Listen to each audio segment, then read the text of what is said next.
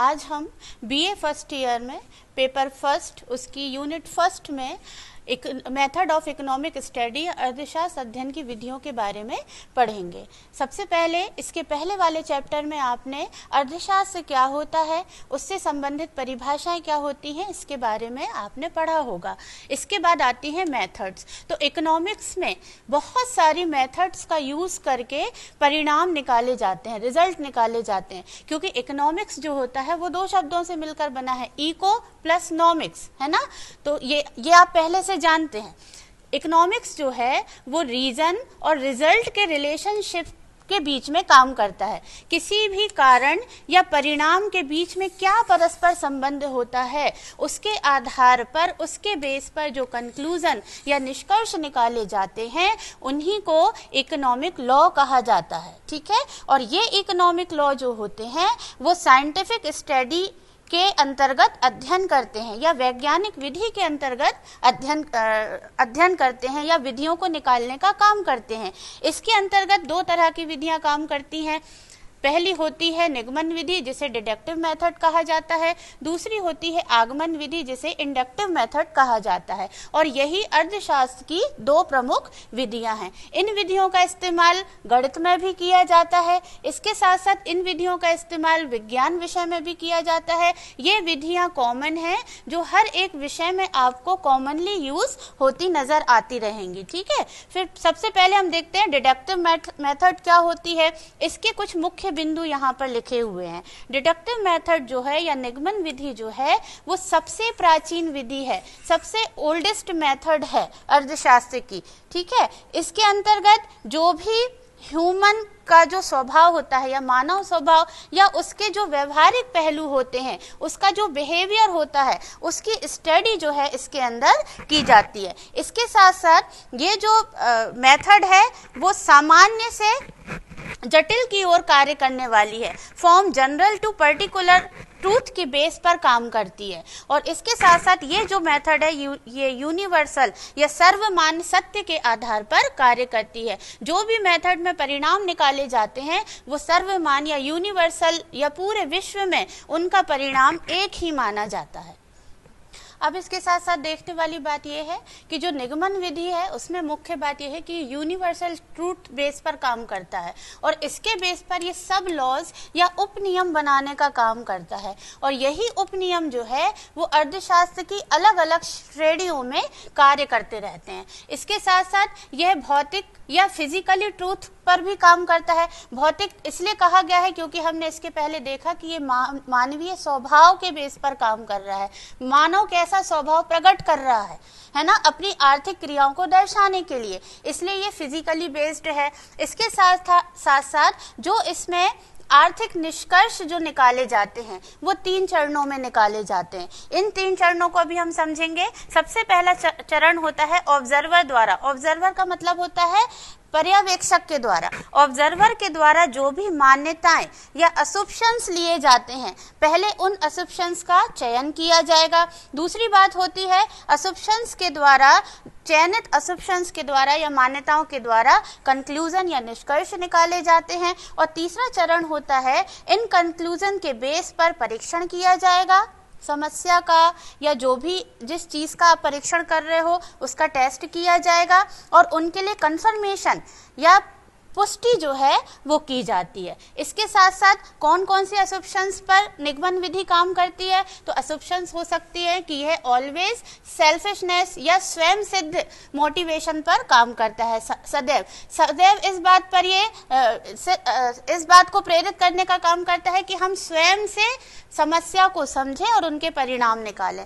इसके साथ साथ जो पुरुष और महिलाएं होती हैं उनका जब तक जीवन होता है वो संतान उत्पत्ति के कार्य को करने का प्रयास करते हैं, क्योंकि ज्यादा से ज्यादा वो क्या चाहते हैं कि उनका परिवार जो है वो बढ़ता जाए। इसके साथ साथ जो प्रोडक्शन है वो एग्रीकल्चर के बेस पर काम कर रहा है और एग्रीकल्चर में प्रोडक्शन एरिया जो है वो उत्पत्ति ह्रास नियम के द्वारा क्रियाशील बना रहता है। इसके साथ साथ जो प्रोडक्शन का एरिया है वो एग्रीकल्चर के इर्द गिर्द ही घूमता रहता है। तो इसमें सबसे प्रमुख ये जो इनके असुम्पशंस हैं इनको समझना बहुत ज़रूरी है, क्योंकि सारी निगमन विधि जो है इन्हीं असुम्पशंस के बेस पर काम करती है। इसके साथ साथ इस विधि के हम मेरिट्स देखेंगे या गुण हम इसके देखेंगे। इस विधि के सबसे पहला गुण जो है वो सरल है। ये विधि सिंपल सिटी पर काम कर रही है, क्योंकि इस विधि के जो परिणाम होते हैं वो सिंपल परीक्षण द्वारा निकाले जा सकते हैं और इसको कोई भी आसानी से कर सकता है, इसलिए ये विधि जो है वो सरलता की ओर कार्य करती है। दूसरा इसका गुण है कि यह निश्चित और स्पष्ट है, क्योंकि यूनिवर्सल ट्रूथ के बेस पर काम कर रही है, सर्वव्यापक है। सारे विश्व में जहाँ कहीं भी इसके समान टेस्ट किए जाते हैं उनके रिजल्ट एक से ही निकलते हैं, इसलिए ये निश्चित और स्पष्ट कही जा सकती है। सर्वव्यापक है, अभी इसके पहले हमने आपको बताया, क्योंकि यूनिवर्सल ट्रूथ के बेस पर काम कर रही है तो पूरे विश्व में इसके रिजल्ट जो होंगे वो कैसे होंगे, इसके परिणाम एक समान होंगे। इसके साथ साथ निष्पक्षता होती है, पक्षपात पूर्ण व्यवहार नहीं होता है ना, तो ये एक इसका विशेष गुण है। प्रभावपूर्ण निष्कर्ष होते हैं, इफेक्टिव कंक्लूजन जो है उसके बेस पर काम कर रहा है, क्योंकि इसके जो निष्कर्ष हैं वो कई व्यक्तियों द्वारा बार बार निकाले जा रहे हैं और रिजल्ट एक समान आ रहे हैं। तो जो प्रभावपूर्ण तरीका जो है निष्कर्ष निकालने का वह इफेक्टिवली बना रहता है। उपयुक्तता होती है, सुटेबिलिटी होती है, उपयुक्त है करने में, क्योंकि प्राचीन विधि है तो इसकी सारी मेथड जो है हमें पता होती है कि इसको किस तरीके से फॉलो करना है। ठीक है, इसके साथ साथ हम इसके कुछ दोष या डिमेरिट्स देख लेते हैं। सबसे पहला दोष होता है इसका लेक ऑफ कंप्लीट ट्रूथ, पूर्ण सत्य का अभाव रहता है, क्योंकि भले ही हम कहें कि ये यूनिवर्सल ट्रूथ के बेस पर काम कर रही है, लेकिन इसकी क्या गारंटी है कि जो परिणाम निकला है या जो तथ्य इसमें लिए गए थे वो सत्य ही हो सकता है कि मनगढ़ंत भी हो सकते हैं। दूसरी बात है कि अवास्तविक या काल्पनिक हैं, अनरियल या इमेजिनरी हैं, क्योंकि सत्यता का जो अभाव है वो बना रहता है। जरूरी नहीं है कि तथ्य जो है वो सही तरीके से लिए गए हों, तो हो सकता है कि इसके जो असुम्पशंस हैं वो कैसे होंगे, अवास्तविक या काल्पनिक भी बने रह सकते हैं। सत्यता की पुष्टि संभव नहीं हो सकती।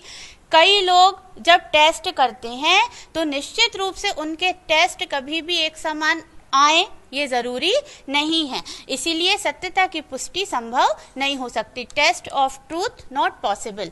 गलत मान्यताएं भी होती, कुछ रॉन्ग असम्पशंस भी होते हैं। जैसे हमने असम्पशंस में देखा कि स्त्री और पुरुष जो है वो संतान उत्पत्ति का कार्य जीवन पर्यंत करते रहते हैं, तो ये गलत असम्पशंस हैं। मनुष्य जो है वो हमेशा ही बच्चे पैदा करने का काम नहीं करता रहता है ना, क्योंकि उसको आगे भी कई क्रियाएं अपने जीवन में करनी होती हैं। तो ये कुछ ऐसी रॉन्ग असम्पशंस पे भी ये विधि जो है वो काम करती रहती है।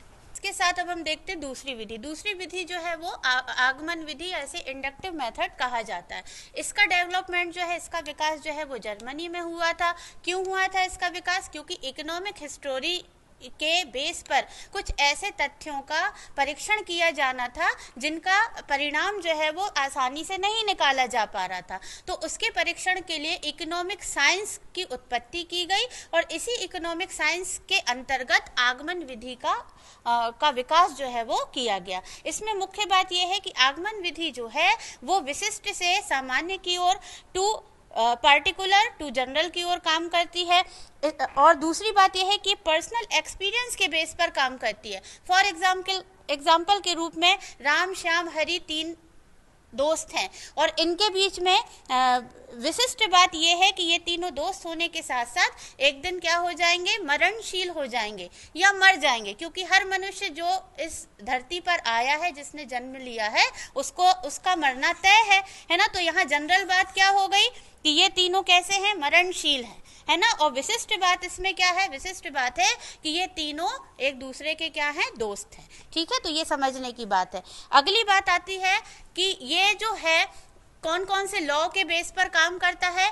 मांग के लॉ पर या मांग के नियम पर काम करता है, law of demands, angel law of consumers, angel का उपभोक्ता नियम, उसके नियम पर काम करता है। इसके साथ साथ माल्थस के जनसंख्या सिद्धांत पर भी ये काम करता है। दूसरी बात आती है कि 2 फॉर्म्स में काम करता है या विधियों का परीक्षण करता है। पहली होती है एक्सपेरिमेंटल विधि, जिसको परीक्षण विधि कहा जाता है। दूसरी होती है सांख्यिकी विधि, ऐसे स्टैटिकल मेथड भी कहा जाता है। इन 2 फॉर्मों में हम सबसे पहले देखते हैं परीक्षण विधि को। परीक्षण विधि जो होती है वो सामान्य सत्य का परीक्षण करते हैं। सबसे पहले उसमें क्या करते हैं कि जनरल ट्रूथ के एग्जामिन के लिए उसको इकट्ठा किया जाता है तथ्यों को।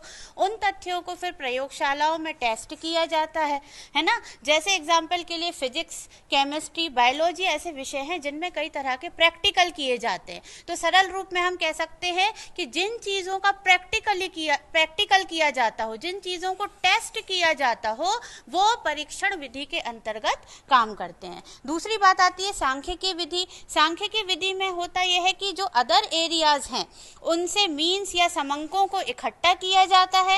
इन समंकों का क्लासिफिकेशन या वर्गीकरण किया जाता है।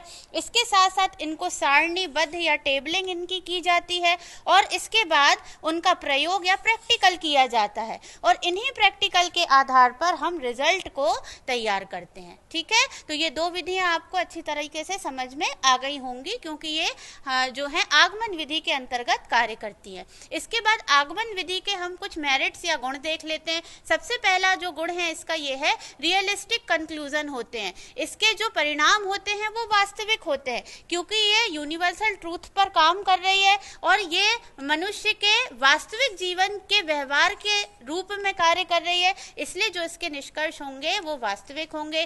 टेस्ट ऑफ कंक्लूजन, परीक्षण के आधार पर निष्कर्ष निकाले जाते हैं, टेस्ट किया जाता है, क्लासिफिकेशन किया जाता है और उनको टेबलिंग की जाती है और उसके बाद उसमें प्रैक्टिकल के माध्यम से रिजल्ट तैयार किए जाते हैं। उसके बाद है इसका गुण कि हेल्पफुल इन फ्यूचर इन्वेस्टिगेशन, भविष्य में आने वाले जो इन्वेस्टिगेशन है, जो आज ये तथ्य इकट्ठे किए जा रहे हैं, आने वाले भविष्य में जो इन्वेस्टिगेशन किए जाएंगे उनमें ये तथ्य जो है वो यूजफुल रहेंगे। इसके बाद हम इसके कुछ डीमेरिट्स देख लेते हैं या दोष इसमें क्या क्या है। लेक ऑफ यूनिवर्सल, इसमें कहा गया है कि ये यूनिवर्सल या सर्वमान्य सत्य पर काम करता है लेकिन इसका अभाव बना हुआ है क्योंकि सबसे पहली बात ये जानना जरूरी है कि यह विधि जो है वो विशिष्ट से सामान्य की ओर कार्य कर रही है और ये जटिल विधि है। जटिल का अर्थ होता है कठिन विधि है, तो कठिन विधि है तो इसका तात्पर्य है कि इसको कोई भी नहीं कर सकता। इसको करने के लिए प्रशिक्षित या ऐसे अर्थशास्त्रियों की आवश्यकता है जिन्होंने अनुभव प्राप्त किया हो। ठीक है, तो इसमें ये दोष है। इसके साथ साथ जटिल मेथड है, कॉम्प्लेक्स मेथड है, करने में कठिन है, इसके जो स्टेप्स हैं वो करने में कठिनाई होती है, इसको आसानी से नहीं किया जा सकता। तीसरी बात होती है पक्षपात पूर्ण कंक्लूजन निकलते हैं। बायस्ड कंक्लूजन मतलब पक्षपात पूर्ण से तात्पर्य है कि किसी मान लो 2 व्यक्ति परीक्षण कर रहे हैं तो एक का परीक्षण कुछ आएगा, दूसरे का कुछ आएगा और दोनों जो हैं एक पक्ष नहीं हो पाएंगे क्योंकि वो अपनी अपनी जगह पर क्या रहेंगे, अडिग रहेंगे कि हमने जैसा टेस्ट किया है वो सही है ना। तो इसमें इस तरह की आशंका जो है वो बनी रहती है।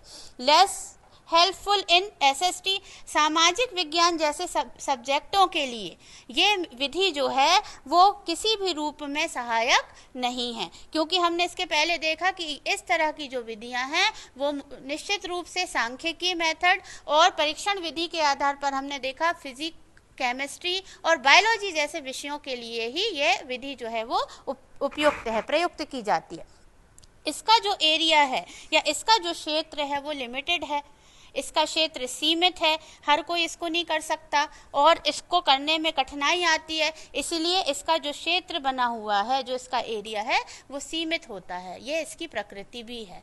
तो इस तरीके से इकोनॉमिक्स की 2 तरह की विधियों के बारे में आज हमने चर्चा की और आपको इसे अच्छी तरीके से ये अब समझ में आ गई होगी।